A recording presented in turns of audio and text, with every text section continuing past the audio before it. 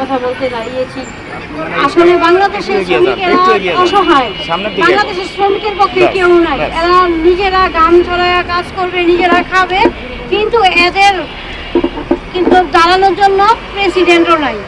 সব জায়গার মধ্যে সবাই লেখাপড়া করে পুরস্কার দেওয়া হয়, সব জায়গায় মালা পরানো হয়, কিন্তু আজকাল আজও অবধি দেখি না যে কোনো একটা শ্রমিককে কেউ মালা পরাইছে, কোনো একটা উৎসাহিত করছে। আমাদের শ্রমিকদের যদি মাঝে মধ্যে কোনো বিষয়ে উৎসাহ করা হয়, কাজের বিষয়ে উৎসাহ করা হয়, তাহলে তারা মনে একটু পাবে যে ভরসা পাবে যে আমরা বাংলাদেশের নাগরিক হিসাবে আছি, গরিব হলেও সমস্যা নাই।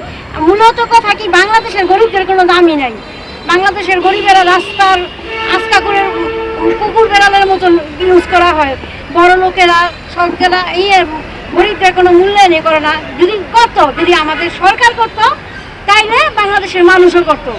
বাংলাদেশের সরকারই তো এদের বিরুদ্ধে কোনো পদক্ষেপ নেয় না। যাই হোক, আমরা চাই শ্রমিকদের জন্য কিছু করা হোক। আমরা সরকারের কাছে একটাই আবেদন, শ্রমিক পেনশন দেওয়া হোক শ্রমিকদের জন্য, শ্রমিকের বাচ্চা কাচ্চারা যাতে বিনামূল্যে লেখাপড়া করতে পারে ওই সুযোগটা দেখ।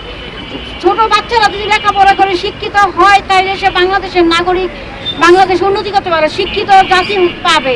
কিন্তু আমাদের দেখা গেছে 60% লোকই দরিদ্র শ্রমিক, কিন্তু তাদের বাচ্চা কাচ্চারা রাস্তায় ঘাটে খেলাধুলা করতেছে, এদের লেখাপড়ার কোনো বাজ বিচার কিছুই নাই।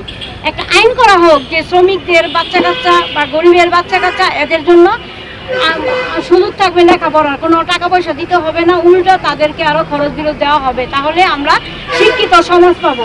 তো এই কথা এটাই মাথায় রেখে যদি সরকার কাজ করে তাহলে তো আমাদের মিছিল মিটিং করতে হয় না। আজকে এই মিছিল মিটিং একমাত্র শুধু সরকারের অনিয়মের কারণে, যেভাবে খুন খারাপি বাড়ছে এটাও একটা খারাপ। এখন দাবটি নিয়ে র্যান্ডাম চলাফেরা করতেছে, আমাদের সরকার চোখ বন্ধ করে বসে আছে, কে জানে সে কি করতেছে। যাই হোক, আমি আমার বক্তব্য বেশি বড় করতে চাই না। আপনাদের সবাইকে ধন্যবাদ জানাই, সাংবাদিক ভাইদের, চলমান জনতাদের এবং আমাদের প্রেসিডেন্ট, চেয়ারম্যান, এদের সবাইকে, নেতাবৃন্দদের সবাইকে কৃতজ্ঞতা স্বীকার করে আমার বক্তব্য শেষ করছি।